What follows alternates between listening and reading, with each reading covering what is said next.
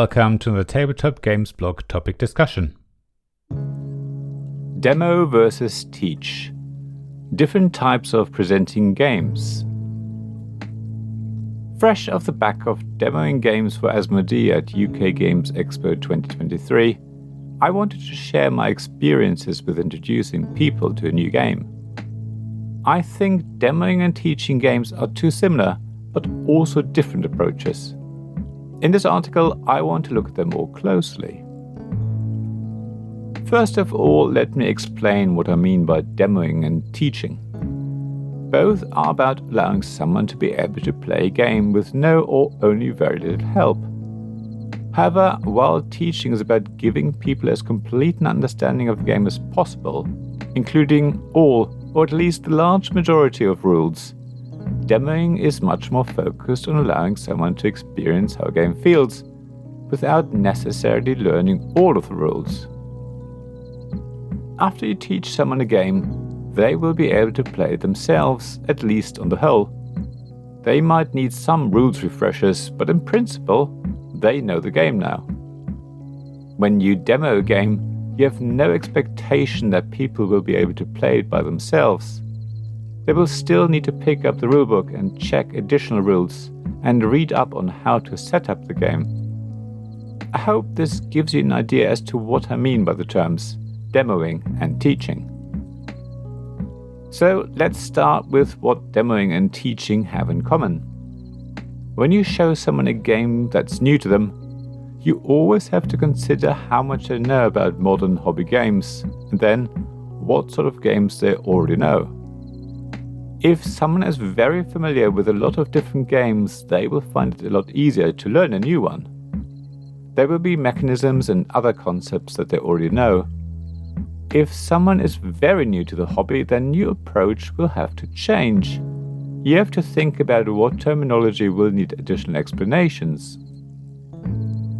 Whether you demo or teach a game, you will probably outline what the game is about and how it works, then explain some of the rules. I also think you should try and get people to play as soon as possible and only go over what's necessary. Some people don't like that, at least not during a teach, but I often find people forget rules anyway. So you might as well start playing, then explain the rest as you get to it. When it comes to setting up a game, in a demo you probably have most things ready, or at least mostly set up. That is also often true when it comes to teaching a game. Yet in both cases, there are games where it makes sense to get everyone involved in setting up the game. That way, people can familiarize themselves with the components. It's also an opportunity to tell everyone what different things are called. After all, there will be some sort of in-game terminology. Different card decks will have different functions and have different names in the game, for example. So far, so good. Demoing and teaching are clearly quite similar in a number of ways. Now it's time to look at how they differ. I think the key here is the expected outcome. As I said, a demo isn't about explaining a game fully. You just want people to get a flavor of what a game is like. Chances are you're only going to play a few rounds. You're unlikely to play a complete game. So there's no need to go over all of the rules. People need to know just enough so they can start playing. You probably still want to talk about how the game ends and how scoring works in broad strokes, but there's no need to go into detail. When you do a full teach, on the other hand, you do want to have explained all of the rules, the endgame triggers, scoring, and everything else. Depending on your approach, you might not talk about everything at the start, but by the end of the game, you should have covered pretty much the whole rulebook. I think the setup is also different in demos as opposed to when teaching a game to friends or family. In a demo situation, you often skip some setup steps. Instead of shuffling decks, you might order the cards in a specific way to create a scenario that gives players a good feeling about how the game works. It's about the experience people around the table have during the demo. You want them to go away and buy the game. You don't expect them to know it fully. Mind you, when you teach a game to friends and family, you might also skip some setup steps. For example, asking people to draft cards during a first play can be a bit frustrating. Nobody will know all of the symbols or have any idea of how valuable certain cards are over others. It's sometimes easier to just randomly deal out cards, but explain that in future plays cards would be properly drafted.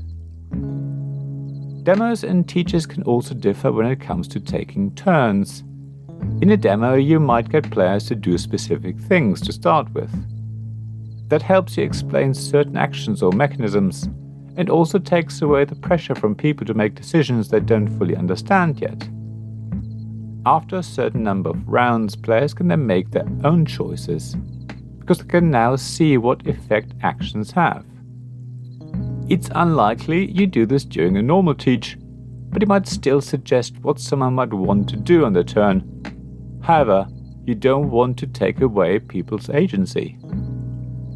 That's a really fine balancing act that's especially hard in a demo.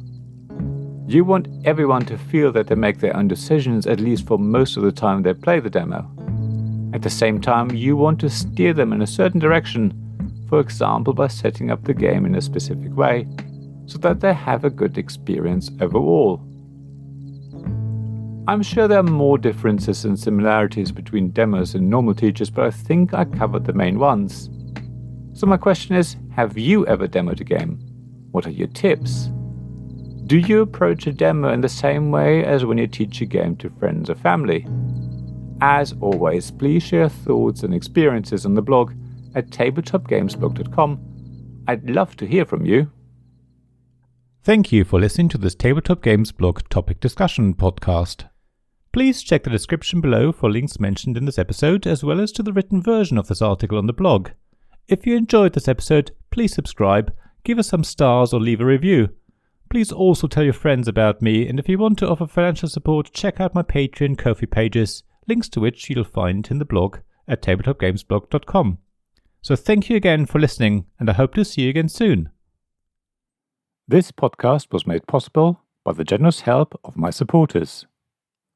Royal Patron Sean Newman, Magic Champion John Risley, Castle Guards David Miller and James Naylor, Dice Masters Alex Bardi, Paul Grogan and Robin Kay, and Shining Lights Jacob Davis, Gavin Jones, Sarah Reed and Richard Simpson.